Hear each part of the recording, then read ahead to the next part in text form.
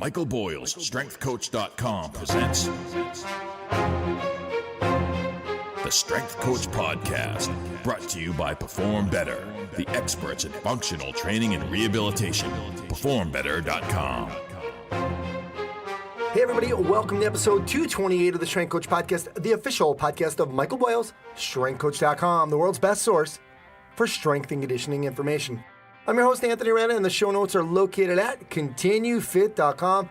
It's where you'll find my other podcasts, Stopping in Me 20, Tell Me About That Book, and Strength Coach TV. Check it out at ContinueFit.com. All right, on the StrengthCoach.com Coach's Corner, I spoke to Coach Boyle about some forum threads, including the vertical jump test and on-ice testing for goalies, as well as an article and video he put up for someone asked a question about they were having pain in the rear foot elevated split squat, so this is how he answered it. For the Result Fitness University Business of Fitness segment, Rachel Cosgrove is on to answer, why should you sell supplements if your clients can get them on Amazon cheaper? For the Functional Movement System segment, John Tureen, former strength coach for the Indianapolis Colts, he's on to talk about return to play. Today is on the basic fundamentals of establishing a baseline. Dom Mazzoni, co-founder of Superhuman Strength, he's on again to continue our new segment on supplementation. I'm really loving this one. Today he's on to discuss why some supplements just don't work. And for the Train Heroic, Hit the Gym with a Strength Coach segment, Alex Hutchinson, author of Endure, Mind, Body, and the Curiously Elastic Limits of Human Performance. This is a great book. As soon as I picked it up, I was like, I got to get him on the show. Really loving this book. I spoke to Alex about what's called the central governor, about justified beliefs, why we're able to go hard at the end of a race, limits of muscle, oxygen, mental fatigue, hydration, and fuel, and so much more. This book was really about the limits to human endurance, and I feel like it's really just a great training book. That's why I wanted to get him on. So great interview with him. Lots of things to get to, so let's get on the phone with Coach Boyle.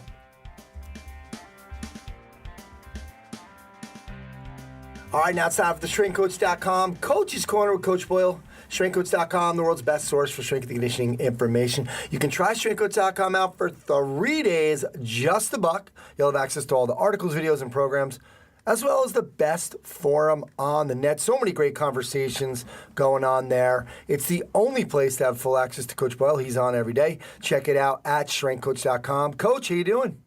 I'm doing great, Anthony. How are you? All right, I'm doing great. Congratulations on the big Clarkson National Championship. That was pretty cool. Yeah, very cool, very cool. Well, let's get into, you posted actually, someone had asked you a question. 50-year-old strength coach was using rear foot elevated split squats with his athletes, but it was causing him knee pain in the front leg. He can use body weight, but went over 10 reps, it hurts. And then you were talking about, like, you had given him some videos like RNT split squat, then the bench block to kind of keep that vertical tibia access. But just want you to kind of go over that terminal knee extension split squat, because somebody who's not really paying attention to that wouldn't understand what you were doing there. Can you explain that split squat and why now all of a sudden you did the vertical tibia, why you want to go on the terminal knee extension?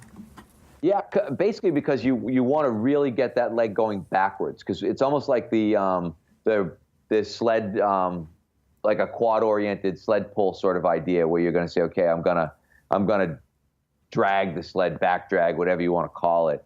Because when you look at going backwards with the sled, what you're really getting, if we look at the action of the leg, if we kind of could just take the leg and lift it, take the picture of the leg or the video of the leg and say, okay, take the floor away, then what you see is that old kind of closed chain terminal knee extension idea that they used to say, hey, if you want to develop your vastus medialis and you want to work on your knees, you need to do terminal knee extension.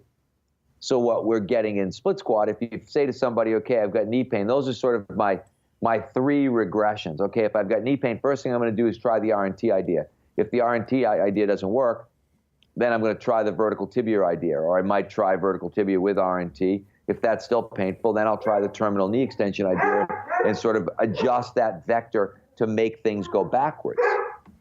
And usually what you're going to see is that person is somewhere along the way, one of those, they're going to say, oh, that doesn't hurt anymore. And that's the point I was trying to get, because it's really funny how you get some of these older coaches, and the older coaches will look at this and think, oh, okay, I do this, with body weight and it doesn't hurt, but, when I load it up the way I want to, we're like, well, that means the problem is loading it up. For whatever reason, the joint surface isn't reacting the way that you want it to. And when you start to change, I think we've talked a little bit the last couple of things, when you start changing vectors. So again, if you look at the direction of push, the direction of push is now backwards.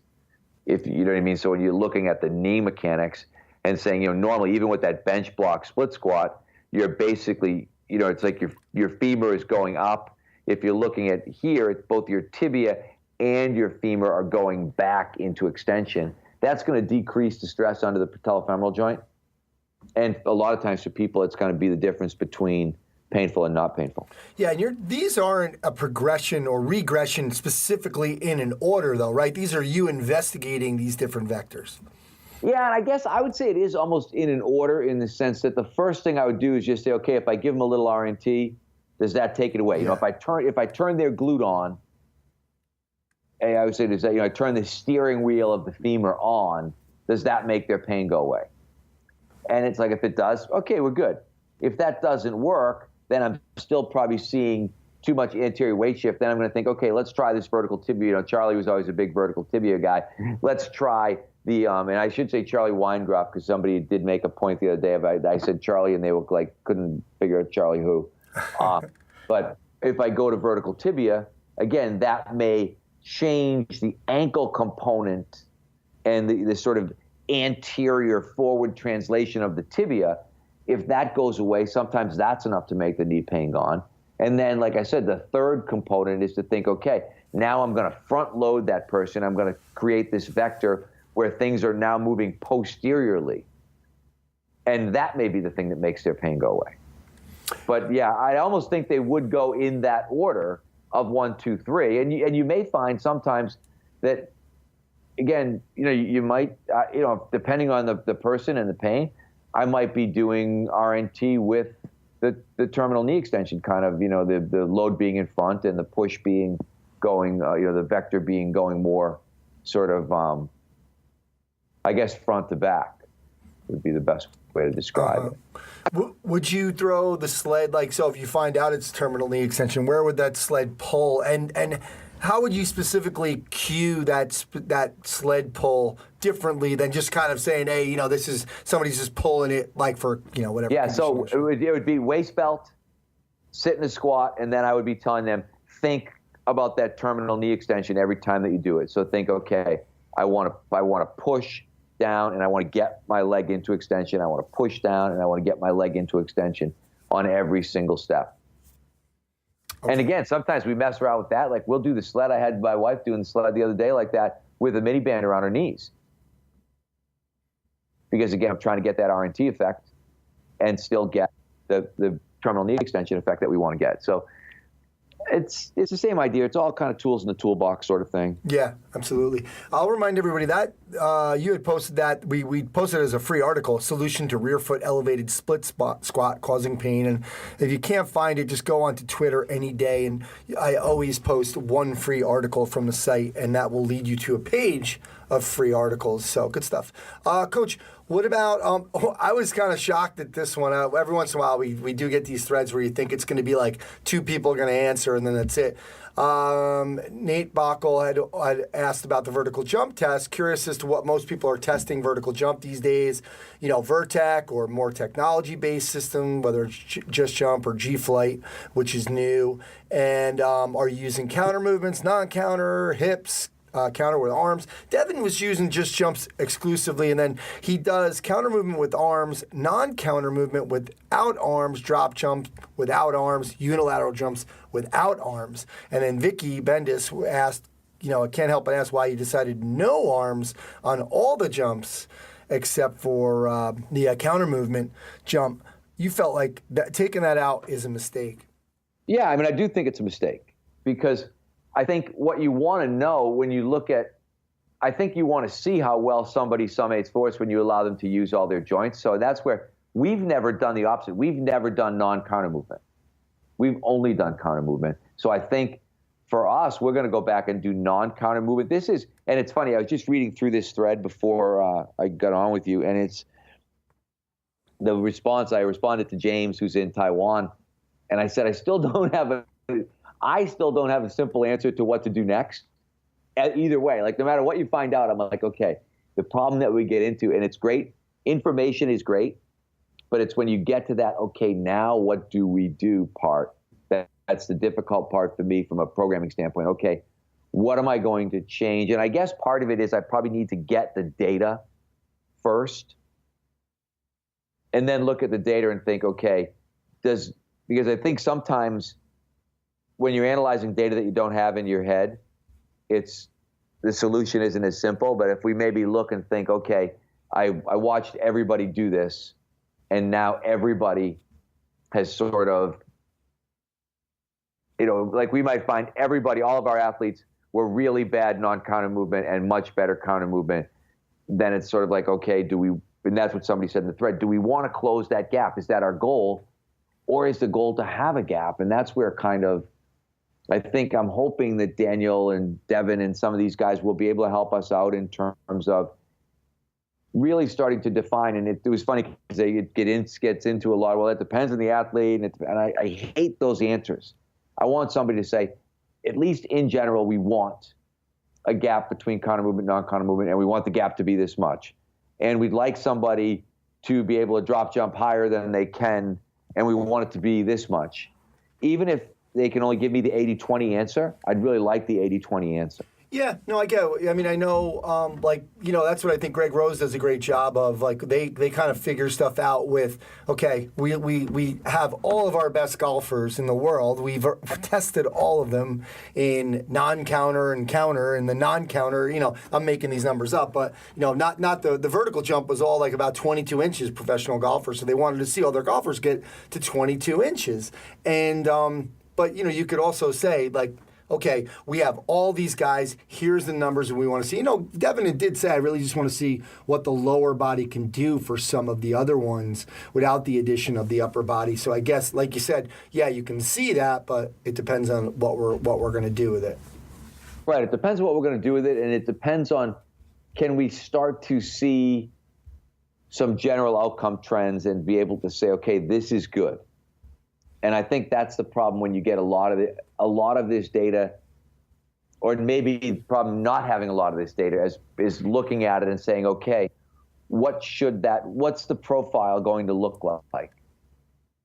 And that's, like I said, Greg's done a really good job, and Greg can do it because, again, it's sort of, he's saying, okay, this is just for golfers. But I think in some ways you can look at this kind of, all right, let's look at field and court sport athletes, and let's try to figure out, is there, in fact, some sort of reasonable trend that we can look at and say, yeah, this makes sense. Absolutely.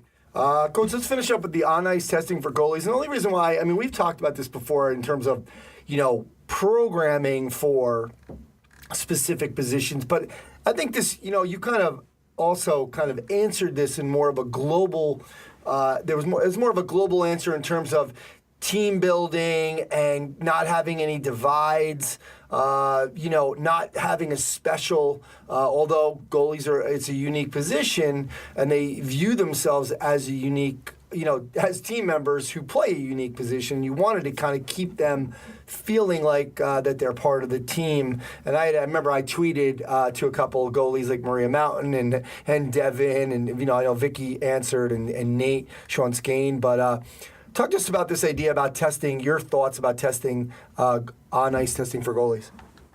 Yeah, I think Devin kind of hit the nail on the head. And maybe even though Sean actually said, we haven't found anything. I would be very fine with doing something if we could find something where someone said, this has been predictive or this has been motivational, where I've been able to, I need to get my guys to try to get to this particular level. No one has that right now.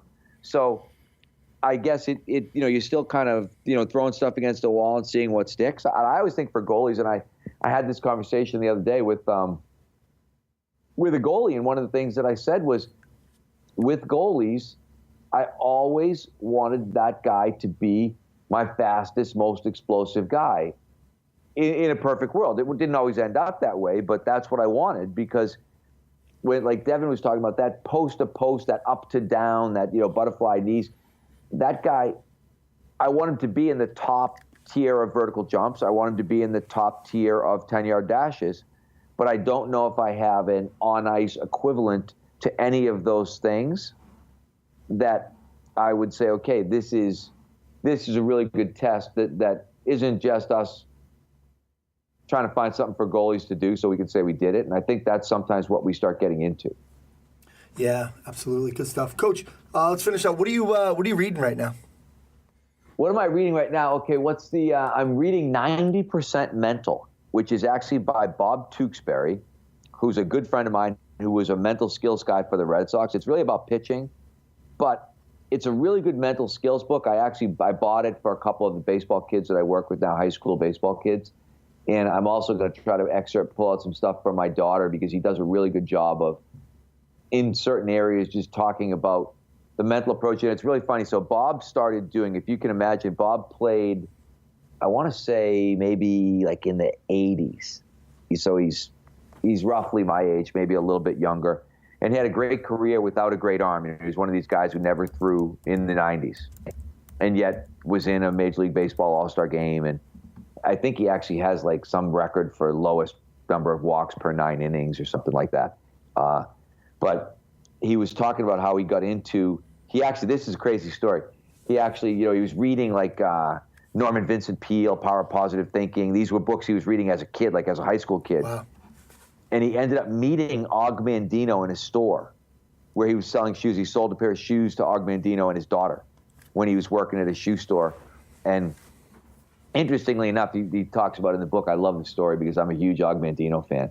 And he started talking to this guy, and he said the guy just had this aura about him. He was really interesting. So I asked him what he did, and he said that he was an author. And I said, oh, what kind of work? And he said, oh, it's sort of self-help type stuff. And he at that time, he said, I was a little embarrassed. I had no idea who he was, so I had to go to the bookstore and look him up. And he said, I realized that I just sold shoes to the guy who had written the book, The Greatest Salesman in the World. Yeah. But, the stuff that he was doing, he's talking about breathing and about positive self-talk and a lot of these things. He was doing these as a pitcher in the 80s on himself. Wow. And then went on to, obviously when he was working, he was one of my favorite guys when I was with the Red Sox because he had been a major league pitcher. The guys really bought into what he was doing, whether it was John Lester or Andrew Miller. We had some great all-star caliber guys that he was really, really good with. So 90% mental. That's a long answer to a short question. No, I love it. That's my forte, Ant. You know that. There you go. Well, we'll let you go on that one, Coach. So thanks for doing this, and we'll talk to you next time. All right. Thanks a lot, Ant. I'll see you soon. All right now at Perform Better, there is free shipping on orders over $59. Restrictions do apply, but use the code PBFSF9. That's PBFSF9. It's on the website, so you don't have to memorize it. Guys, the next one-day seminars are in Durham, North Carolina, April 14th. Josh Henkin, Martin Rooney, Greg Cook, and Mike Boyle. You can check them out at performbetter.com for all their products and info on their educational seminars.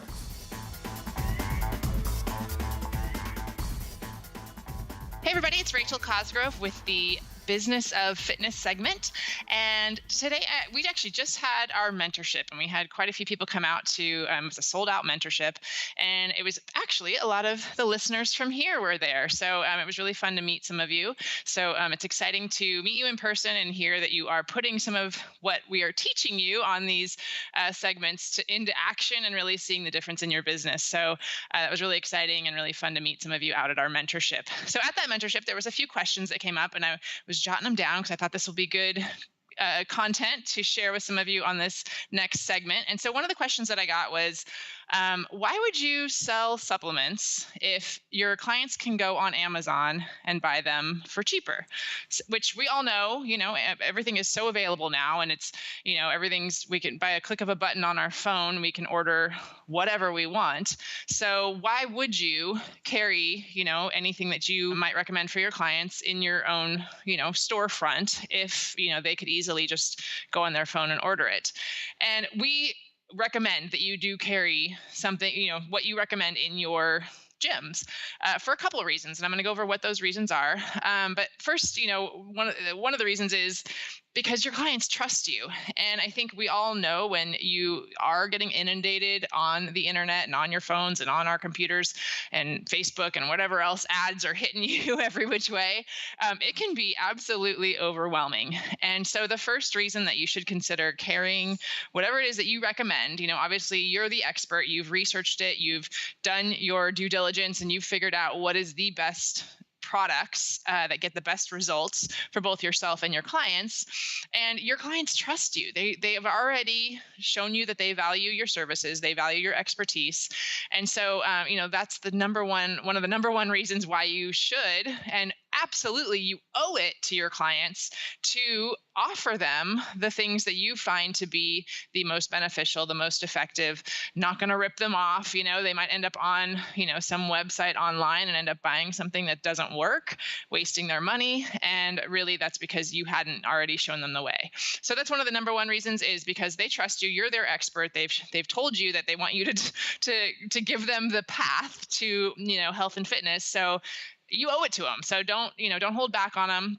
Really it's your duty to provide them with whatever supplements, whatever things you think will get them closer to their goals faster. So that's number one, they trust you. Number two, convenience. Our clients want things to be easy. They want it to be done for them. And if it is right there where they are already coming into your gym 3 to 4 times a week, they can just grab the bottle of multivitamins, the best, the one that you recommend, that the expert that they trust recommends, and it's easy. They can grab it.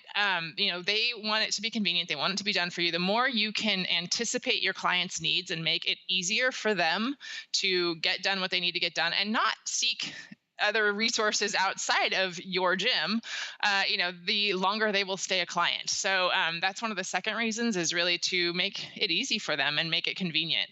And the third reason is, remember, you are not your client. And I think we forget this as gym people. We're comfortable in the gym. We're not intimidated, yet our clients, especially when they first join, are very intimidated. It's terrifying to walk into a gym setting, and we are not them. We're very different. We get to wear sweats for a living, and we live in the gym. So for them, they're not going to go online and try to research and try to find, the best deal on, whatever, mega protein, whatever it might be. They're just not. That's not their priority. They have other priorities. They have their careers. They have their families. They have everything else that is filling their time outside of your gym. They've set aside that hour 2 to 3 times a week to come into your gym. And if you can really, make it easier for them, they are going to purchase whatever you have told them is going to help them to get better results. So those are the reasons. They trust you. Convenience, so make it done for them. And just remember that you are not your client. And then, one of the other reasons is because of all of this, because you are going to be giving your clients even better results if you do offer something beyond, just your services, you're actually going to be able to make more income. And so by adding in other supplements, so I always recommend start with the supplements that you take. If you take a certain brand or you take a multivitamin, start there. For us, we had certain brands that we really trusted and that we used ourselves. And so we called them up and got a wholesale account for those brands. The other thing you might want to think about is getting a brand that you can put your own private label on. And that way they won't try to price compare. If sometimes if you do already recommend a certain brand, there are clients that will try to go, find it for cheaper. And if you have your own private label on it, and you know it's a good product, and you're willing, you know, you want to put your brand on it, then that will keep them from trying to go find it someplace else cheaper. So definitely, you know, if you are carrying inventory, you want your clients to support you and to purchase it from you.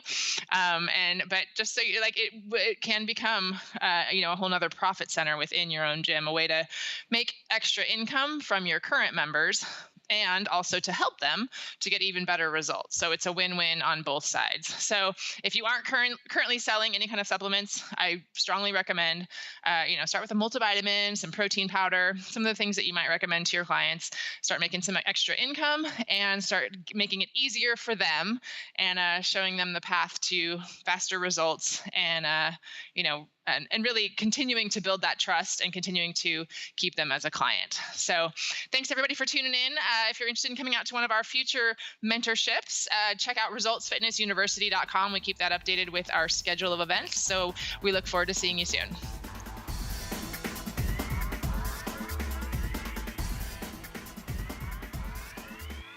Welcome to the Functional Movement Systems segment. My name is John Toreen. Today I'd like to start a 3-part series about return to play. For part 1, I'll go over some basic fundamentals of establishing a baseline and consider having you think on some possibilities within the structure that you find yourself on a daily basis. I'll be asking you a lot of questions here, hopefully to ignite some cross-checking of your system, or may simply just validate what you are already doing.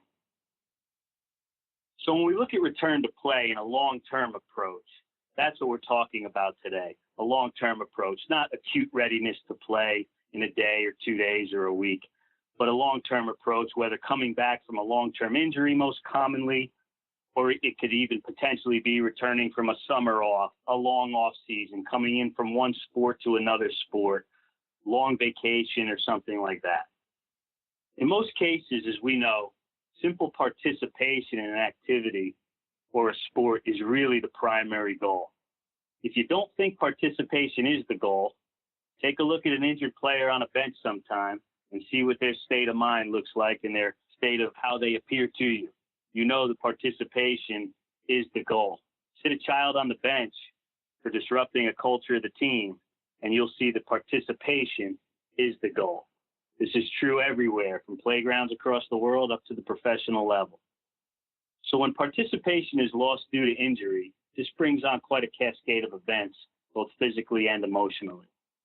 Perhaps even more volatile than that is when there's another injury stacked up very shortly upon returning from an original injury. We've all seen the person with the ACL, unfortunately, who returns to only pull a hamstring or a calf or a hip flexor. We've all seen, in a worst case, an ACL return from injury, and then that ACL tears again, or even on the opposite knee. So this begs the question, how do we know when he or she is ready to go? Oftentimes I'm asked about criteria for return to play. In many cases, my first answer is a question. I often ask, what is your current criteria to play or participate? Do you have markers in place already that qualify the person from participation or disqualify them? If you have those markers in place and they're built on a solid platform based on objective criteria, then those criteria should be the gateway to entry, whether returning from injury or just participating. So what is your current criteria of participation? Do you have one? Should you have one? Do you have markers in place that say they're okay to go? Are you able to look a parent or a relative, a coach, administrator in the eye and feel good about it? What if it was your child, your brother, your sister, your niece or nephew? Oftentimes an athlete gets medically cleared with a physical or some type of orthopedic exam. Is this a holistic and systematic approach? Do you have markers that say they're ready to perform, or we just say, hey, the doctor cleared them, go play 4 quarters of basketball? I think there's some steps missing there. Many of you have very detailed criteria on return to play from an ACL injury, as an example. Maybe you've got it down to know that you want a 95 to 97% symmetrical limb strength or hopping performance. Do you use it? Do you stand by it? Or is it just there? So return to play protocol is really a minimum standard. Return to play protocol is not based on the highest score or highest load or highest measure. If an athlete happens to hit a PR on your watch, then that's great, but that's not what clears them. The return to play protocol is based on the standard, or the minimum acceptable standard. That is the standard. This standard is the line that says, yes, they're good to go, or no, they're not ready. Ready can be defined as the next thing in rehab or training, or ready can be defined as full speed game participation and competition. So as a professional, what qualities do you factor in for return to play? Well, we have health. What's the minimum health requirement? What is health? Internal health, orthopedic health, emotional health, history, previous injury, body composition. This could be a factor. Movement competencies of mobility and motor control. Are there minimum standards that you own up to? What about conditioning and energy system? Do you know those requirements? Are they going to pull a hamstring from fatigue or poor movement? Can they hold up to the energy system demands of the game? What about strength? This has been discussed often on this podcast and strengthcoach.com. How much strength is enough? It may not be what's the max that's enough. We need to know what the minimum, where I'm no longer concerned, yet I know we can keep improving and build durability, resiliency, and have plenty in reserve. What about power and velocity? Are we satisfying weight room numbers or the sport or activity? These are all factors that go into return to play. So fundamentally, here's two questions to ask yourself. What does this person need? And what does this activity or sport require this person to possess in order to participate and thrive?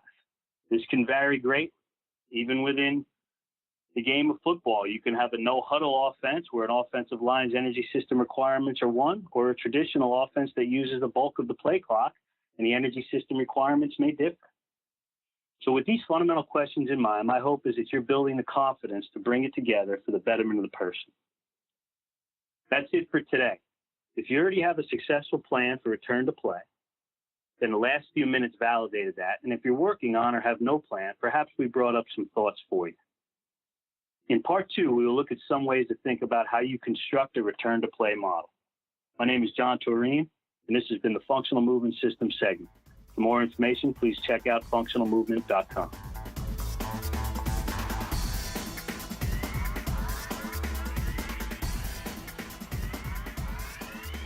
Hey, welcome to the Superhuman Strength Supplement segment. My name's Don Mazzoni, and today's topic is amazing. I love this one. Why some supplements just don't work. If you're new to this program and you haven't known this, my name's Dominic Mazzoni, and I get a chance to work with the greatest strength coaches, functional medicine doctors, naturopaths, and really provide you with an aggregate of all their great information on the world of supplements.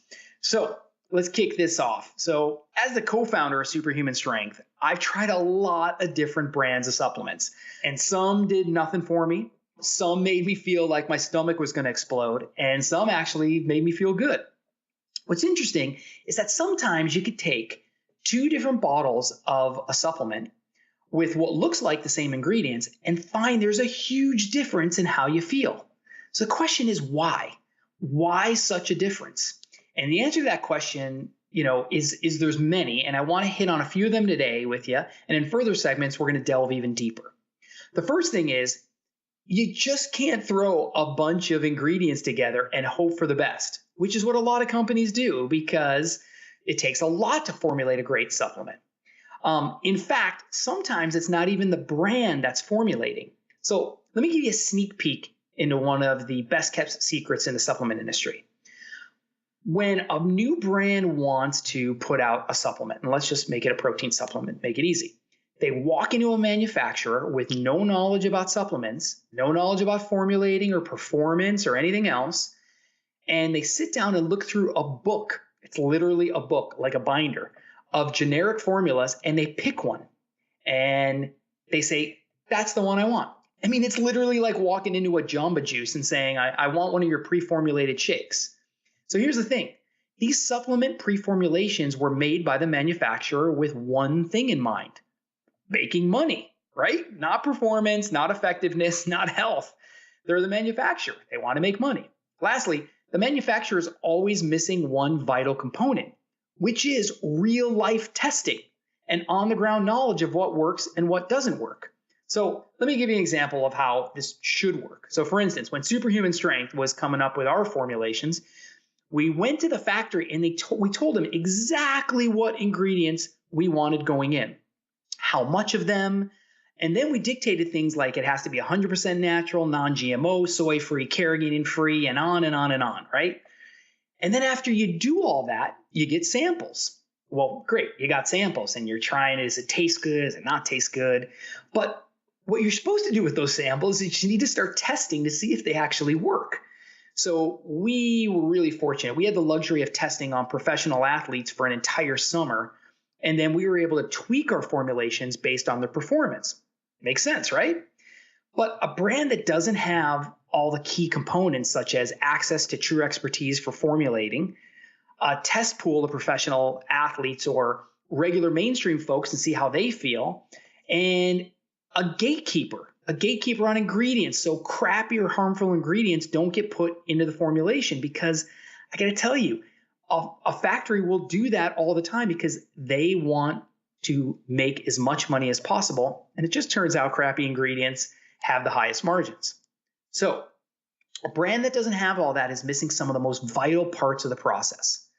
And I want to leave you with this. If you've missed it while I was explaining it, dictating exact ingredients and the quality of those ingredients to the manufacturer is critical. Most brands just let the manufacturer pick and choose, and that's where a real problem is. And so if you're using a supplement that isn't producing the results it should, you just might be consuming a generic formula that was produced by a factory for increasing profits, not increasing performance. That's what I want to leave you with today. Thank you so much for spending time with us. If you want more information about Superhuman Strength, hey, check out superhumanstrength.com. Put the code STRENGTHCOACH in for a 10% discount on your first order, okay? So I hope that leaves you with some great information. So excited about our next segment. Hope to see you then. Bye now.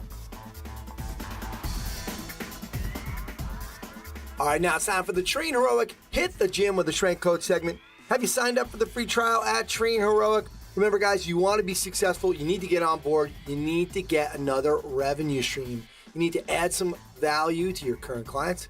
And you may need to make your programming much more efficient. So simple to use, not only for you, but for your clients. And Train Heroic has added readiness surveys now. Very cool. This is really one of the most user-friendly software that I've come across. The support is amazing. They ramp you up really quick. As soon as you sign up, they send you an email for a call to go over everything that you need to know. Remember, head over to trainheroic.com to start your 14-day free trial. Let them know I sent you, and they're going to give you 25% off your first year of the Train Heroic Pro Edition. Today I have on Alex Hutchinson, and he's an author and journalist out of Toronto. Primary focus is on the science of endurance and fitness, which he covers for Outside Magazine. He's a contributing editor, and the writer of this column is Sweat Science. He writes for the Globe and Mail, as well as Canadian Running, New York Times as well. He wrote a practical guide to the science of fitness, which was called Which Comes First? Cardio or Weights, Fitness Myths, Training Truths, and Other Surprising Discoveries from the Science of Exercise, which was published in 2011. He actually started out as a physicist, PhD from the University of Cambridge, and he was a researcher with U.S. National Security Agency working on quantum computing and nanomechanics. So that sounds really easy to do. During that time, he's a middle and long distance runner for the Canadian national team, and was actually in the Olympic trials. His latest book, I just finished it. It's amazing. Endure: Mind, Body, and the Curiously Elastic Limits of Human Performance. Alex, thanks for doing this. Hey, thanks, Anthony. I'm really glad to be here. All right, like I told you, I was just loving the book because I think you do a great job, and I know my listeners will love this book because there's the science in there, and it's right up their alley with a lot of different things. But also you did a great job just kind of adding a lot of these stories, and it was funny at times. And there's some great stories in here about the different sports, and I think what's also great is that you don't really, for the most part, you don't have an opinion, which is great. You just kind of stayed true to just, hey, this is the information. So you did a great job with this book. Thanks so much, Anthony. And I have to say, I wish I could have had an opinion. I wish I could have got to the end of the book and said, here's 3 sentences that explains human limits to you. But, it's just more complicated than that. And I don't know if we'll ever have a simple answer like that. So I decided rather than trying to force an answer onto the evidence, I would just say, hey, here's what we know. And it's pretty cool, but I can't, unfortunately, end up with the really simple tagline that would help sell the book. Yeah. Well, I mean, basically, just kind of listening and reading, for me, this book was really about, like, obviously exploring physical limits, like why we stop maybe, but you weren't just, you have these different chapters in there that I don't want to say excuses, but what people use for reasons for stopping, whether it's pain, fuel, oxygen, thirst, cold, heat, and muscle fatigue as, the reasons why they do stop. But you kind of were talking about, I don't want to say you poked holes in those reasons, but also just saying, hey, there's something else there, and how these limits are really influenced by the brain, and as you say, therefore are negotiable. Yeah, exactly. And I should definitely say, it's not that heat isn't real. It's not that, pain isn't real.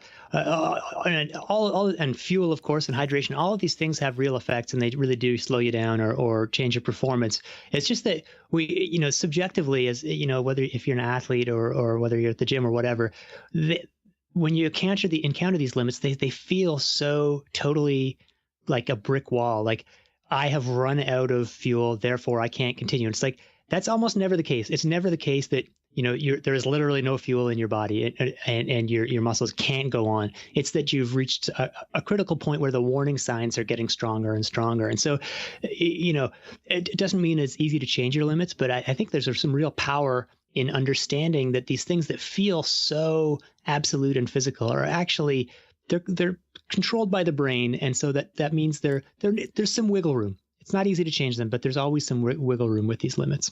Absolutely. And I want to remind people that it says endure, obviously, and there's a picture of a runner on the cover, but this is, to me, it's not just a running book, and it's not really only an endurance book. I thought it was a great training book, and at the end of the day, maybe really it's a great mental training book, because you're going to learn a lot of stuff about how the brain influences these limits. But I think we want to teach athletes that they can do more than they think they can. And I think, it starts in the gym. It starts with this training. And I think that leads to what you were talking about in there, which was a justified belief. And the only way to really kind of get to that is to test them. I wanted you to kind of start out with that story of, I know you've been telling a lot of stories on these podcasts, but I love this story about when you broke the 4-minute, what was it, the 1500? Yeah, the 1500. And before I do that, let me just jump in and on what you were saying about it's not just a running book. It is interesting because I was trying to, early on in the process, I was trying to figure out, okay, well, I need to have a definition of endurance if I'm going to write about endurance. So, like, what's the top end? What's the bottom end of endurance? And I kept trying to push the limit a little lower and realizing, no, that takes endurance too. And it's like, you look at the literature on, doing a series of maximum voluntary contractions in the weight room, and people pace themselves without meaning to. You're always holding back a little bit involuntarily. That's the brain holding you back. That's endurance and mental endurance. And you look at like Usain Bolt running the 200 meters. He paces himself. Usain Bolt is a monster partially because he has such amazing endurance that he slows down less than his competitors, but he doesn't just go all out. So endurance, it's not just about marathons. It's about anything that lasts longer than the blink of an eye. Like any time we're trying to achieve physical performance, we're trying to. The definition I ended up with, the really general definition, is endurance is the struggle to continue against a mounting desire to stop, and that's marathoners, but that's also any sport you can name. You have to struggle and keep pushing beyond the point where you want to stop. Yeah, good. I'm glad that you said that, because that's kind of how by the way, that's what I felt like when you were saying. That's kind of things that came to mind. Even like, I'm a big hockey guy, but like, so I'm always thinking like, okay, but that game lasts. It doesn't just last that 45-second shift. There's a lot of those shifts, and there's a couple hours that you're in there, that you're doing it. You have to stay mentally focused, and You know, and we do see that in a not in a hockey game, but in a hockey season. You know, guys, people kind of take it easy because once the playoffs come, man, you see like a totally different game that they've been kind of pacing themselves. So I think there's a lot to be learned from this. Yeah, and it's like you look at the last 10 minutes in regulation, and whether it's a basketball game or a hockey game, it's like the pace of play just changes as people as the it's different when the end is coming, and you realize that people have been holding back and sort of shepherding their resources.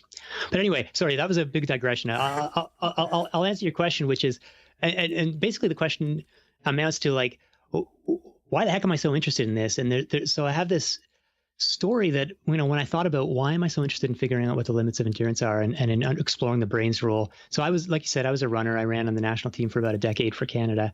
And my transformational moment came when I was in university. I was in my third year at McGill University as a runner.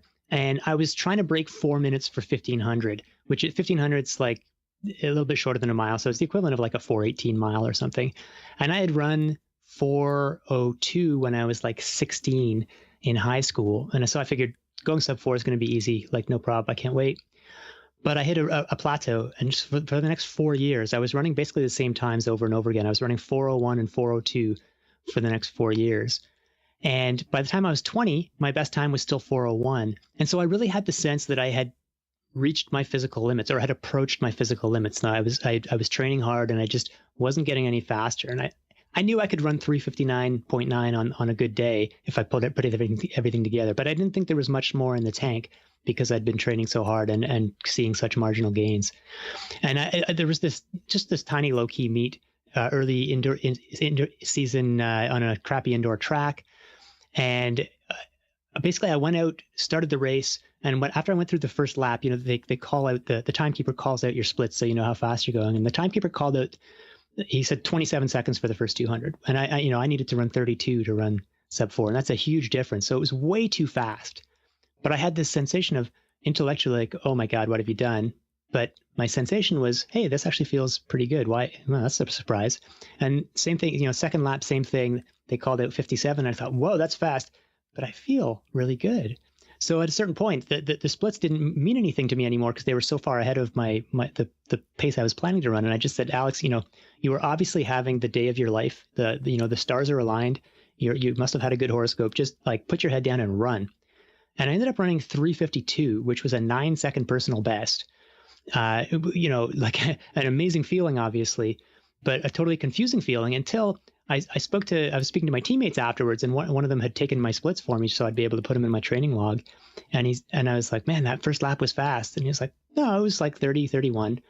And it turned out that, I don't know exactly what happened. Either the timekeeper started his watch 3 or 4 seconds late, the guy who was calling out the splits, or maybe this was in a French part of Canada. Maybe he was having trouble translating or something like that. And there was a lag. So basically he had inadvertently tricked me into thinking I was going way faster than normal and feeling great.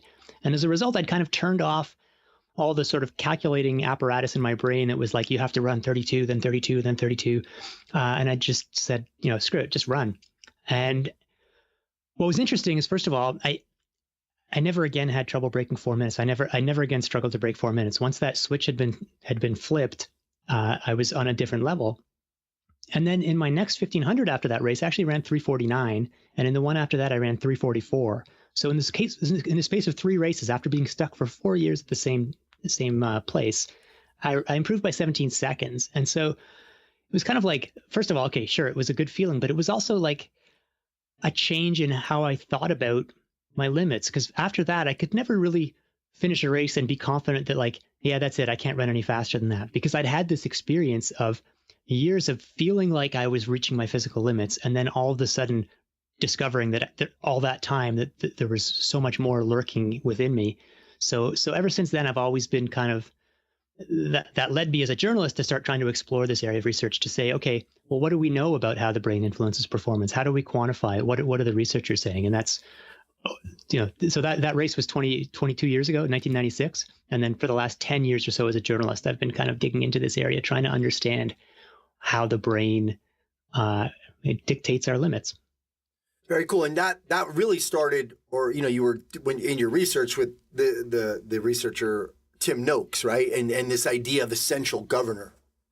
Yeah, so I started out as a journalist in about 2005 and pretty soon was writing about the science of endurance. And I soon came across the name Tim Noakes. He's a South African researcher. And in the late 90s, Noakes had said, hey, we've spent basically all the 20th century trying to understand the human body as a sort of machine. So just like, you can look at a car and if you monitor, its gas tank and its tire pressure and its, radiator temperature, you can have a sense of how far the car can go, how fast it can go. And if it runs out of gas, it's going to stop.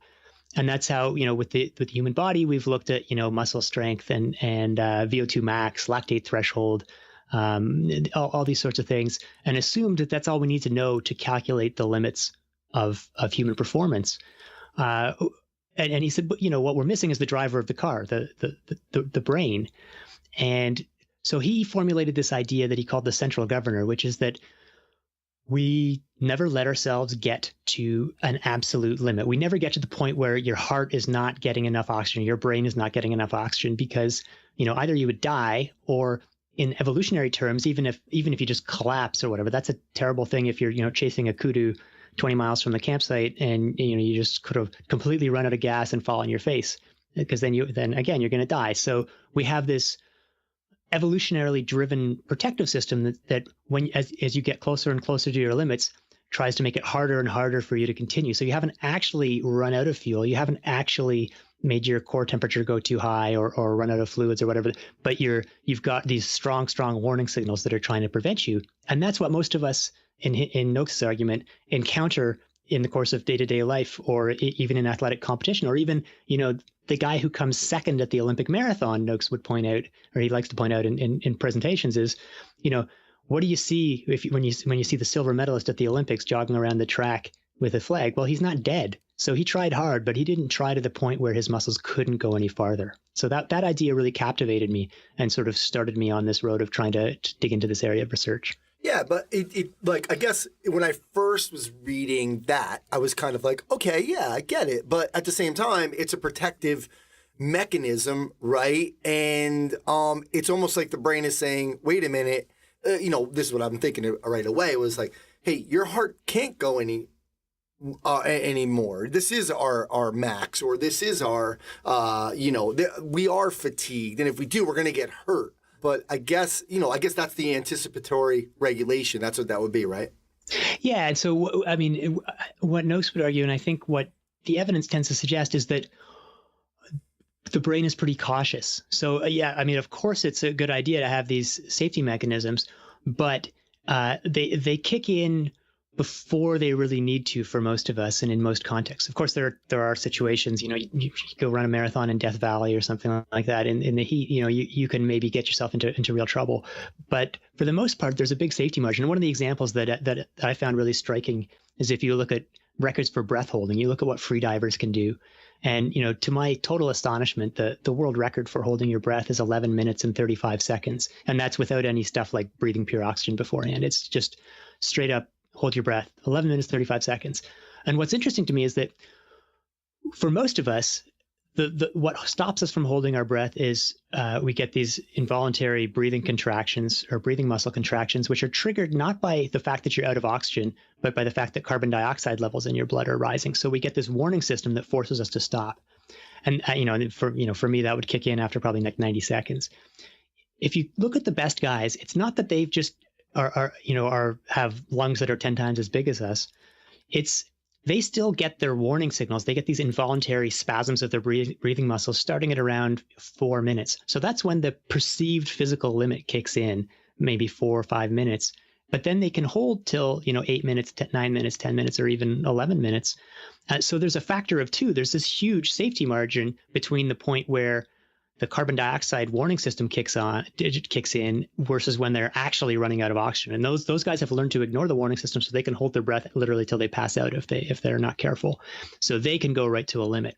Now, that doesn't mean that there's a factor of 2 safety margin and everything. It doesn't mean I can run twice as fast as I think I can, but it does mean to me that it's like if you look at the various ways that we can kind of measure when the warning system comes in, it suggests that it's anticipating pretty cautiously. And so if you trick the brain, for instance, if you take a sports drink, and if you're doing an endurance event and you take a sports drink, you swish it in your mouth and spit it out. You basically tricked your brain into thinking more fuel is on the way because your brain detects the presence of carbohydrate in your mouth, and you can go faster or farther. And so this is, again, a sign that under normal circumstances, your brain is holding you back when it doesn't need to, because it's willing to let you go faster if it thinks that more fuel is on the way, even if you spit out the sports drink so that no fuel gets there. Yeah, that's amazing to me. I can't believe, that was when you were talking about that, about just, swishing that in and just sending those messages in there to say, okay, cool, we're not dehydrated, and it's everything's going to be okay because we just got, more is coming, but we really didn't do anything. Yeah, and of course, you can only take that so far. Yeah. Because there is physiological reality, and if you don't swallow any sports drink, eventually you are going to run out of fuel. But this is a tactic in the real world. This is something that a lot of endurance athletes do late in a race. So if you're late in a marathon, late in a cycling Tour de France stage or something like that, you might have reached a point where your stomach's pretty upset because you've been trying to fuel and you're sick of the taste of your gels and all that. So at that point, you say, okay, once you get to half an hour from the end of the race, you say, okay, actually, I don't really care if I take any more fuel in because it's going to take a while to digest, but I'm still going to get that mental boost of swishing some in my mouth and spitting it out as I approach the end of the race. Yeah, I guess, there was a lot of these things, like you said, there's only the same thing with your race. There's only so much you can fake those, fake those splits, right? I mean. Yeah, exactly. If you told me I was running 2 seconds for every 400 meters, then I'm not going to feel like, hey, I'm running great. I'm going to feel like you're crazy. So, and there's actually, there have been studies, like there's a ton of literature on deception and what it can do, both for strength, like weightlifting, and for, if you tell people you have to do 6 reps, but then you make them do 12 reps, they're able to lift more because they lift harder in the first 6, even if every lift is supposed to be a maximal contraction. And with pacing, they do things where they'll make you do one race, and then they'll use that this is in cycling, they'll use that to create a virtual avatar. So you race in a virtual reality system, and they say you're going to race against yourself to see if you can beat your last performance. But then they can secretly speed up that avatar so that you're actually racing against yourself plus 1%, or yourself plus 2%, or yourself plus 5%. And if you race against yourself plus 2%, you're going to do better. You might not beat the 2% guy, but you might go like 1.7, 1.8% faster. So it's a big improvement. If you race against yourself plus 5%, you kind of give up because pretty early in the race, it's obvious to you that you can't keep up with this virtual guy. And so you actually do worse. So exactly what you said, there's some wiggle room here, and you can trick yourself, or you can find ways of pushing it, but it's not like you can just totally rewrite the laws of physiology and ignore all your previous performances. Yeah. And let's talk about, there is this idea, and one other thing, I'll just go back for a second. The one other idea of staying with this idea is that end spurt, right? I found it fascinating when we were talking about, and I realized that I just, this just happened to me recently, but the times in a marathon, there's so many more right before the hour mark, or even right before the 30-minute mark, right down to even the 10-minute mark. And I would say, it's even in seconds. Like I was in a rowing competition 2 weeks ago, and my buddy, he had 7:28 last year, 7 minutes 28 seconds, and he kept saying, "Oh, I'm just trying to beat 7:20," and I kept saying, "I just want to break the 7-minute mark," because I was at 7:08. So it's kind of like, we have these, we round it up and we just find these places. But you were talking. Can you just talk about those? How there's these marks that we put in there to say, I want to at least get to that. And then when we see the light at the end of the tunnel, like the end of the spurt, and you were talking about marathon collapses as well, happening right after the finish line. That's where 85% of them happen. Why didn't they fall? Why didn't they collapse before that? It's because they saw that end spurt. Can you kind of go over a little bit of that? Yeah, so this is a pretty universal phenomenon, right? You go to your local 5K and in the finishing straight, you see everyone kind of jogging around the final corner and then launching into a sprint when they see the finish line. And you kind of figure, at least I used to just sort of assume, well, this is just a pacing error. It's like people didn't know how to distribute their effort. And ideally, you should have a nice even effort. And, you shouldn't have enough energy left over at the end to sprint. But there's some really interesting research by a guy named Ross Tucker, who analyzed world record data for the men's 5K and 10K going back for a century. So every world record looked at the pacing patterns and the intermediate splits. And it turns out that this is like a universal pattern. World records and other performances tend to follow a U-shaped pattern where you start pretty quick, then you settle into a nice steady pace, and then at the end you speed up. And so this is even for world record holders. So the best runners in the world in history on the best days of their life, they tend to have a finishing sprint. So it's hard to call that a pacing error. And instead, what they think is it's kind of the telltale smoking gun that your brain is being cautious and holding you back, that you're trying to go as hard as you can and you think you're going as hard as you can sustain to the finish line. But almost universally, you get to that point where you see the finish line, turns out you can pick it up. And so this is why, like you were saying, if there was this big analysis of like 9 million marathon finishing times from sort of online databases, and they found that there's always like more people who finish in 3:59 than 4:01, or 2:59 than 3:01, or like you said, like 3:24 than 3:26. Like people pick these numbers that seem so arbitrary. It's like they don't have.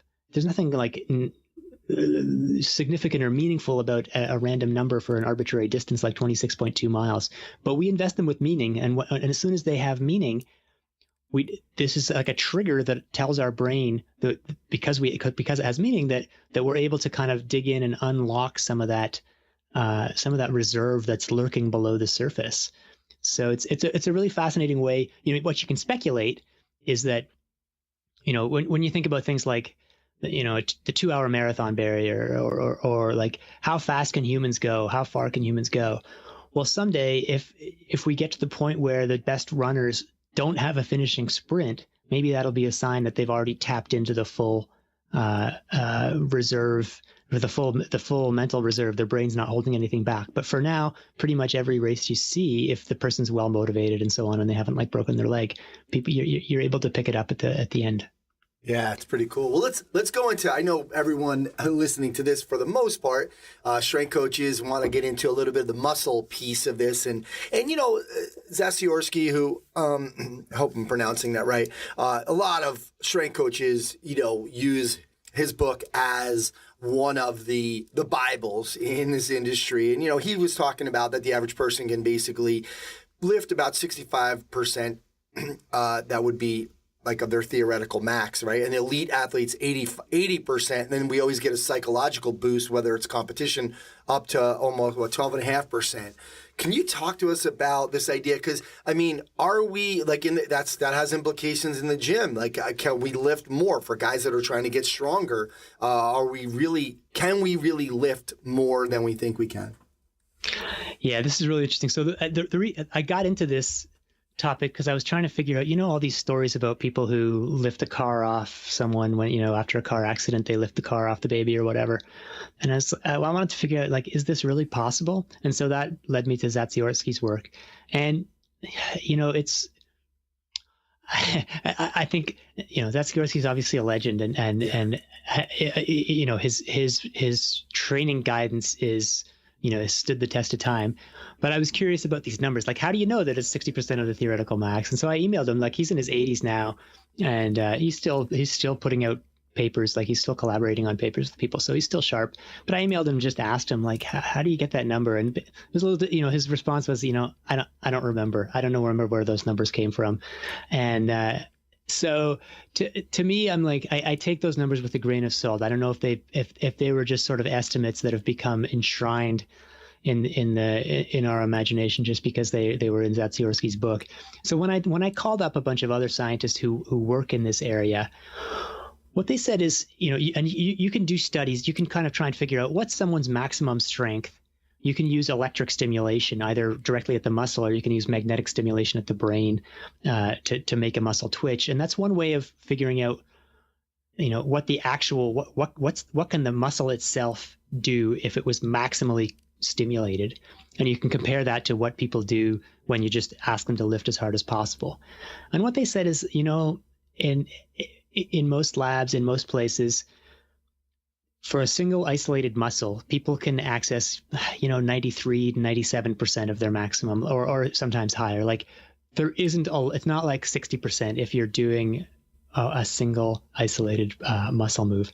Now, the caveat is that it's a little different if you're talking about like a deadlift.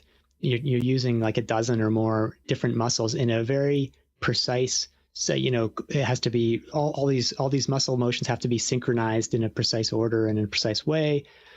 And so it may be that if I'm just doing flexing my biceps, that I can get just about everything out of 98% of my maximum. But if I'm trying to do a deadlift, maybe that's more complicated and it's harder for me to max out the contribution of all of those muscles. And then if there's if I see my darling daughter stuck underneath the car, that sort of fear of God coursing through my circuits allows me to just sort of max out all 17 different muscles that are needed and get a little more. So basically the consensus from the scientists that I talked to was like, no one has been able to demonstrate that there's such a thing as quote unquote hysterical strength, but they don't rule it out. It's because it's, you can't reproduce that in the lab. Although there've been some attempts, right? Like one of the studies I really loved from the early 1960s was they had people doing a series of maximum voluntary contractions.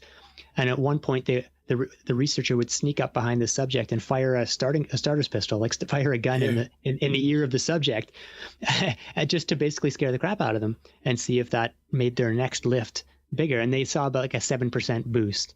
And is that adrenaline or what exactly is happening? But for whatever reason, triggering that sort of fear response was able to give a boost. And I think that's consistent with what we see in a lot of different contexts. First of all, like you were saying, people can lift more in competition than they can in training for the most part. But there's also effects like, when you see data, like looking at the effects of working out with a personal trainer versus working out unsupervised and stuff, and you see greater performance when people have a trainer. And in a lot of these studies, it's designed in such a way that it's not that going with the trainer means you do different exercises. Even doing the same exercises, you're able to get a little more out of yourself when someone is supervising you or maybe encouraging you or yelling at you.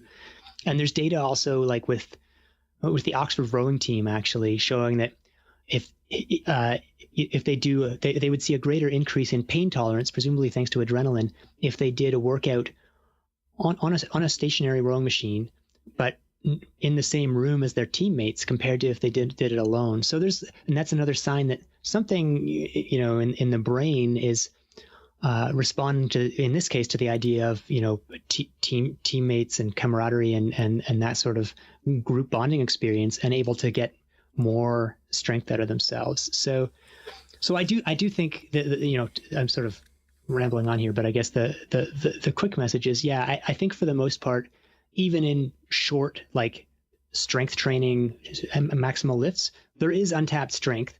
I don't know that it's 40%, like Zatsiorsky would say. That depends on the person, I guess. But there is more in there, and I think there are various ways of trying to get at it.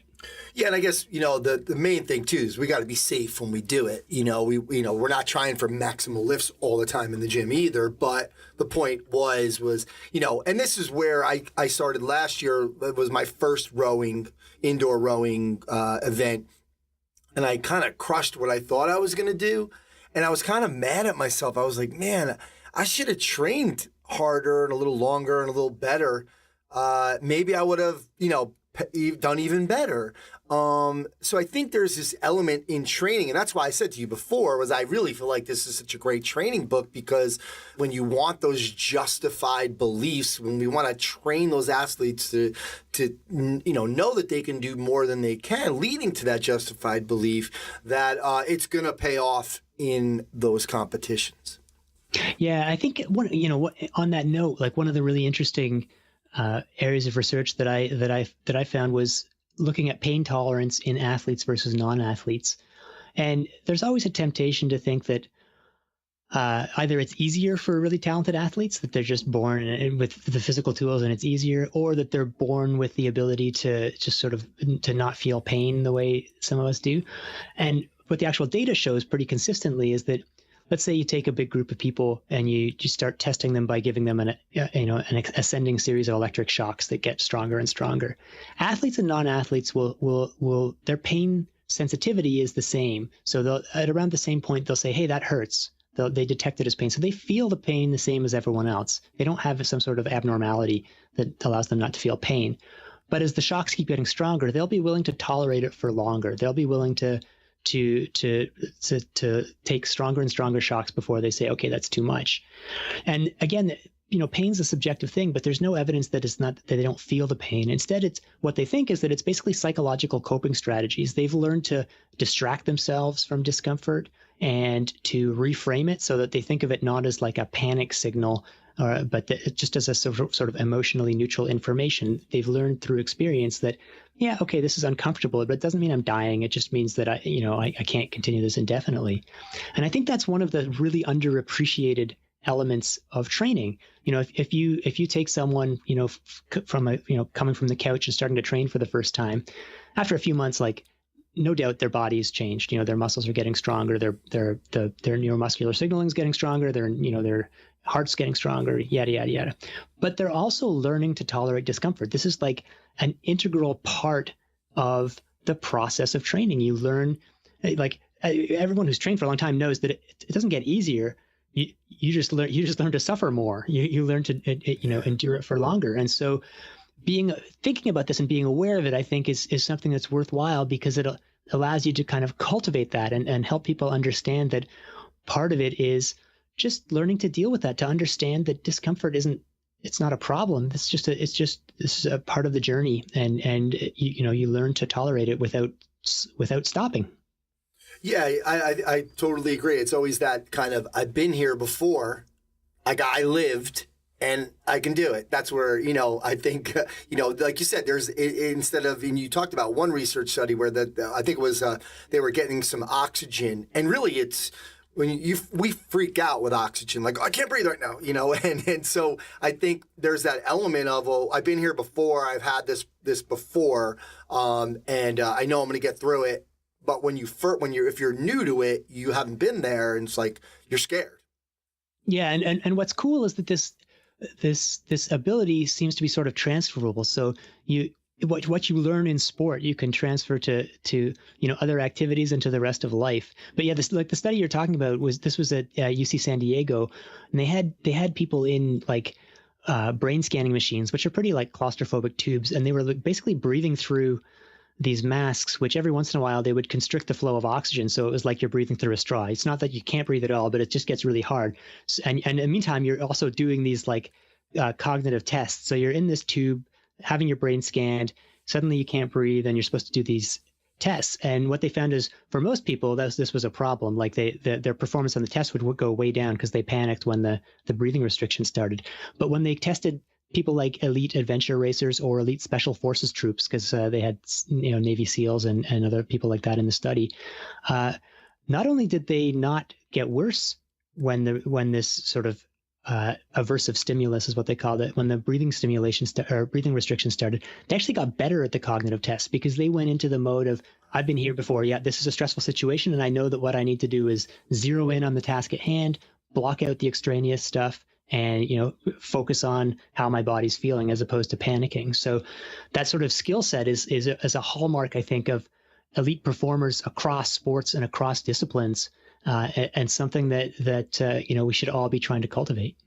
Agreed. I think it's a good segue to the mental fatigue stuff that you're talking about, which was really super fascinating in terms of, I guess, some of the research with this idea about training the brain to become, and I guess this was Mark Cora, about to become accustomed to mental fatigue, because we're going to have mental fatigue. So we might as well try to train in this state of mental fatigue. That would be the idea, right? So if I'm going to get mental fatigue, I might as well try to train right after some mental fatigue, so I can learn to have to kind of, I don't know, beat that mental fatigue and say, no, it's okay. I've already trained in this state.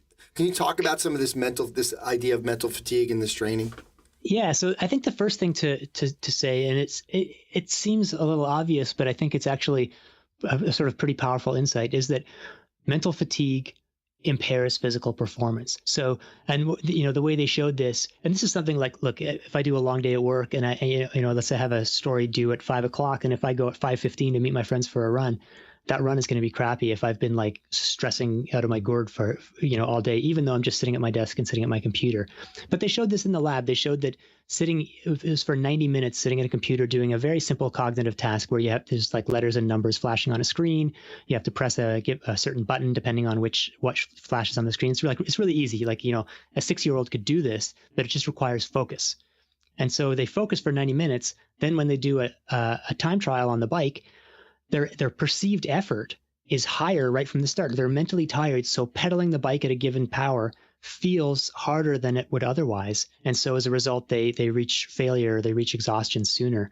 So once you realize that, you think, well, there's tons of things in life that can cause mental fatigue, including physical training, but also just the day-to-day things, whether it's work or social situations. And those are going to have an impact on your performance. So like you said, Marcora's idea is like, well, we should train mental fatigue in the same way that we train physical fatigue. It's like you want to get stronger, you lift things that make you tired.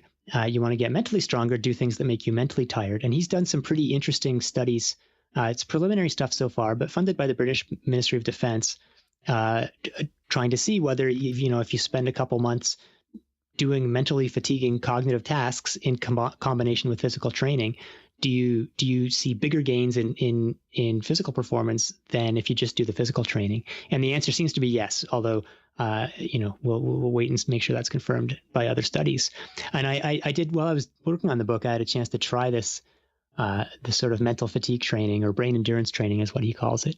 And I have to say my verdict was, boy, it's really hard and really boring. So you've got to be really motivated to chase that last 1% of improvement if you're going to be willing to sit for an hour a day, 5 days a week in front of a computer tapping buttons. So I think there's some questions about how practical it's going to be, but the bigger insight also, like you were saying, is that training when you're mentally fatigued can be a bonus. So like those runs where if I've been working all day, had a stressful day at work, and then I try and go out for a run with a friend, it's like, yeah, my performance is going to be worse, but the training benefit I get may actually be better from a mental fatigue perspective. So I may get a little less out of it physically, but get a little more out of it mentally. And that's maybe another kind of ingredient to throw into the mix to say, hey, you had a crappy night because your kid was screaming all night last night. Well, you know what? That doesn't mean you should bag your workout. You should recalibrate your goals and think of it as a mental fatigue workout. And I guess the last point on this that I also want to mention is, I think it says something really important about the way we prepare for important competitions or workouts that, we all are familiar with, tapering your physical training to make sure you're in optimal physical shape and not fatigued from your workouts when you compete. But maybe the same thing applies for maybe you need a mental taper too. Maybe you need to make sure that, if you're a student, that you're not studying for exams for 6 hours the day before a big competition. And if you're out in the real world, don't do your taxes the night before a big competition. Yeah. Well, I think also an important piece to this is the awareness factor. So I can tell you, so if I might, as long as I know, if I say, all right, I've had a tough day, but I'm going to go run and I'm going to get something out of this because I'm going to train physically while I am mentally fatigued, and I know this is going to be good, and I'm going to feel good about it. Whereas if I took someone who didn't know that, it's like, I feel like crap, this workout wasn't good. Because I've heard that as a trainer, how many people will be like, oh, I just don't have it today. Instead of turning it around and saying, you know what, I don't have it today because I'm mentally fatigued, but I'm going to work through this so it'll help me next time. Yeah, that's a great point. It's like, it's not necessarily that you should go out of the way to mentally fatigue yourself, stay up all night just so you can have a crappy workout. But life deals us these situations or these opportunities, and we could take advantage of them. And it's, a great example. Yesterday morning I did a really hard workout with a friend of mine, and both of us have young babies at home, and both of us we both had a crappy workout, like well below the times we were hoping to hit, but we were aware of this, and we still figured, this is worthwhile, and we're getting something out of this. We're getting something physically out of it, and we're also getting something mentally out of it. And it's, it can be a subtle thing, because there are other times when if you're having a crappy workout, it's a sign that you're overcooked, physically. Maybe you've been overtraining a little bit, or and it's a sign that actually, you should just back off and go easy today.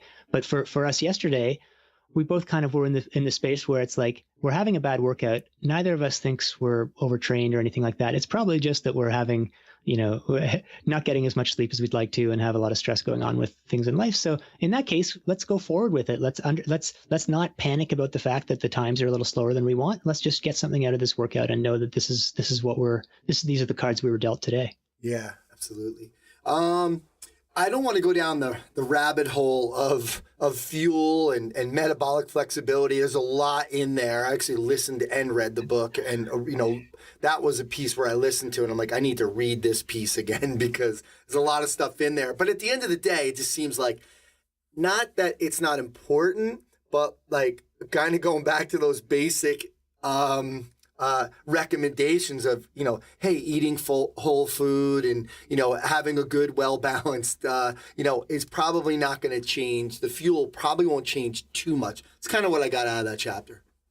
Yeah, that's where I'm at. And I don't, like as you and everyone knows, this is a super controversial topic these days. And, there's still lots of research to be done.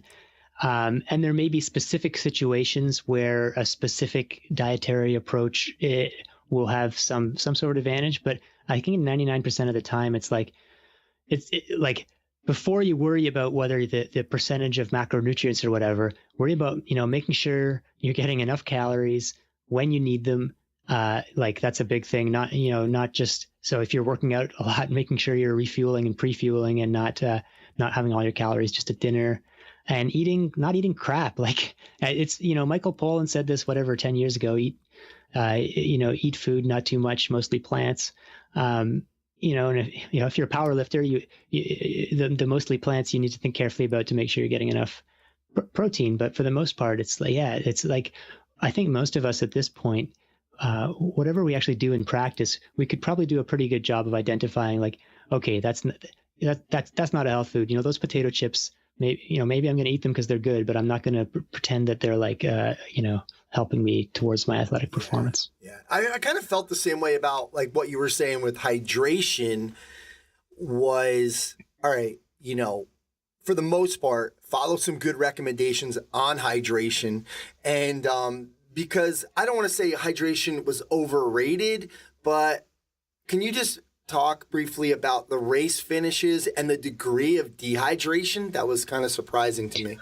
Yeah, I mean, so this, I actually would say what you're saying, that hydration got a little bit overhyped. And, if you're a cynical type, you might say it got progressively overhyped with the rise of the sports drink industry.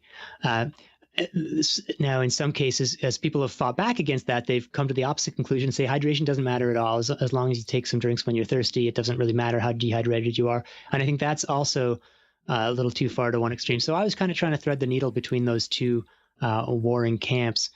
But the idea that, the idea that I grew up with was, it's like, you shouldn't get dehydrated, or if you're going to get dehydrated, make sure you don't lose more than 2% of your body weight. Otherwise your performance will suffer, end of story.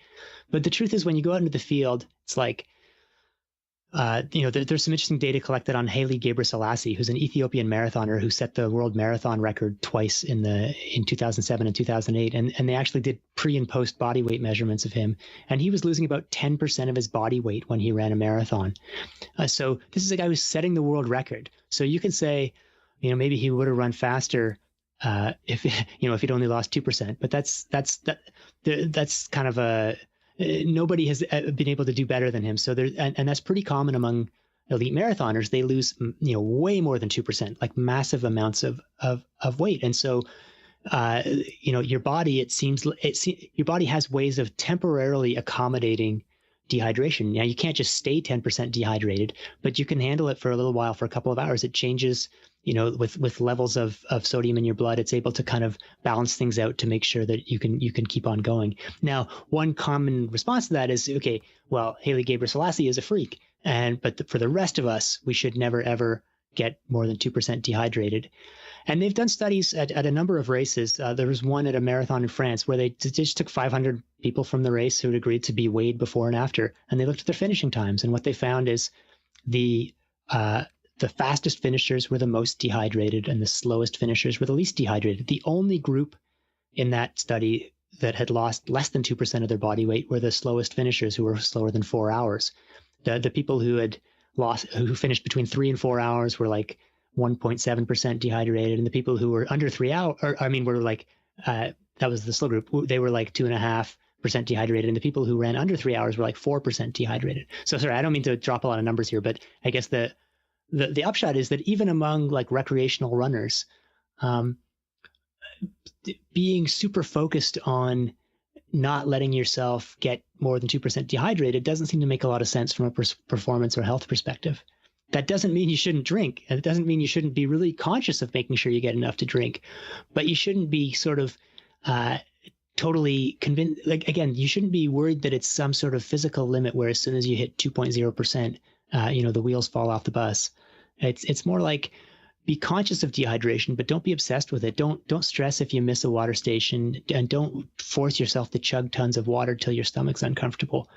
Just kind of be aware of it, and the specifics depend on the situation. If you're going for a run in Death Valley, take lots of water with you. But that's kind of, so that's my. Again, it's like, as I said at the top, life would be simpler if I could boil everything down into like a one sentence conclusion. But the answer is in reality is in a lot of cases it's complicated, and it depends on the context, and that's definitely true for hydration, I think. Sure, and again, if you practice if you have good hydration practices, because you don't want to be like the day before all of a sudden saying, oh, I'm going to make sure I'm hydrated. No, if you have good hydration practices in general, not drinking sodas and, drinking lots of water and, half your body weight in ounces and whatever your recommendation might be, you're going to be okay. Just like the eat whole foods, mostly plants, it's the same similar foundation. If you have good foundation, you're probably, and then you can adjust based on the event, obviously. Yeah, your ability to tolerate temporary dehydration during a competition is much higher if you go into it well hydrated than if you're already sort of on the borderline. So like, honestly, like from a practical perspective, my personal hydration practice is I look in the toilet and check the color of my urine, and that can be affected by other things if you take a lot of vitamin C or if you eat beets or whatever. But in general, you can just kind of, I have a good sense of how pale my urine usually is, and if it looks darker than normal, that's a reminder to me to, hey, Alex, you've kind of let your hydration slip. Get back on the boat. And I don't go and drink 2 gallons of water, but it's just a mental cue that it's looking a little concentrated. I need to make sure I get back up to normal. Absolutely. Let's finish up with basically the question, do you regret not paying a little more attention to that sports psych guy from your college running days? I mean, everybody who didn't read the book are not going to know what I'm talking about. So can you kind of give us that idea and talk to us about this idea about self-talk and the importance of it? Because again, it's another thing to me that goes along, that can be a kind of a good complement to these justified beliefs. Yeah. So like you're saying, that this idea of self-talk is one of the ideas that I really came away from the research for this book, thinking this is a really important thing. This idea of being aware of the internal monologue, the words that are floating through your head during, important or stressful situations, and recognizing that, they may be needlessly negative in a lot of cases. And so you're telling yourself, this hurts too much. I can't do this. And it's like, if you believe the research, which I do, that suggests that what really matters is not what your lactate levels are in your legs or what your heart rate is, what really matters is how your brain interprets the signals from your muscles and your heart, then if you've got these thoughts going through your head, they can nudge and tweak the way your brain is interpreting the signals from your body. And that's going to have real effect. So if you can change that monologue so that you're saying, you're ready for this, I've done this, I can push through this, then that's going to help you. And there've been, again, I'm a generally pretty skeptical guy, but I say this because there've been some really interesting studies in the last few years showing that this kind of changing your internal monologue, using these self-talk techniques, can enhance your performance, and it can not just, it's not just a placebo effect. You can actually dig deeper into your physiological reserves. You can, in hot conditions, you can push your core temperature a little higher. And so to get back to your question, so it's like, here I am looking at this cutting edge research and thinking, oh, this is amazing, new frontiers. But then I'm thinking, But it's also kind of the exact same thing that the sports psychologist was telling us, the one that worked with our track team, 20 plus years ago. And the problem, they taught us this kind of stuff, and we just thought it was such a joke. We were all convinced that all that matters is, get our VO2 max high, work on our lactate threshold. We don't need to worry about this 5-step negative thought stopping process. So we just laughed basically. And so, yeah, if I had a time machine now and I could go back to give my younger athlete self some advice, and I've spent the last 10 years reporting on the science of endurance sports. So if there's a supplement, a performance booster, a new training technique, a different workout, I've looked into all this stuff. But the number one thing I would tell skeptical young Alex is, hey, give the sports psychologist a shot and try this motivational self-talk technique. Excellent. Yeah, man. Well, I will remind everybody, the book is called Endure, Mind, Body, and the Curiously Elastic Limits of Human Performance. I do want to say again, it is not a running book, and it's not just an endurance book like you think of a 100-mile endurance race. This is a book for all coaches. There's so much in here. We really just scratched the surface. We could do 2 more hours on this. But Alex, I really appreciate you coming on. And again, I absolutely love the book, and looking forward to kind of digging back into some of your columns. So thanks again for doing this. Thanks, Anthony. I really appreciate it. And it's great to have a chance to kind of talk about the bigger implications of this research, because I do think it's really widely applicable. All right, that's going to do it for episode 228 of the Strength Coach Podcast. Special thanks to Chris Parry and the folks over at Perform Better. Couldn't do it without them. Right now at Perform Better, free shipping on orders over $59. Restrictions do apply. The next one-day seminars in Durham, North Carolina on April 14th. Josh Hankin, Martin Rooney, Gray Cook, and Mike Boyle. You can check it out at performbetter.com for all their products and info on their educational seminars. Thanks to Coach Boyle and Alex Hutchinson for sharing their insights and philosophies into the world of strength conditioning, performance enhancement, and endurance. Thanks to Train Heroic. Head over to trainheroic.com and start your free 14-day trial. Let them know Anthony sent you. You'll save 25% off your first year of the Train Heroic Pro Edition. Rachel Cosgrove for the Results Fitness University Business of Fitness segment. Check them out at resultsfitnessuniversity.com. John Tureen and Functional Movement Systems. Check them out at functionalmovement.com. Dom Mazzoni and Superhuman Strength. Check them out at superhumanstrength.com. Guys, use the code STRENGTHCOACH to save 10% off your first order. And of course, remember, you can try StrengthCoach.com out 3 days, just $1. You'll have access to all the articles, videos, and programs, as well as the best forum on the net. It's the only place to have full access to Coach Boyle. He's on every day.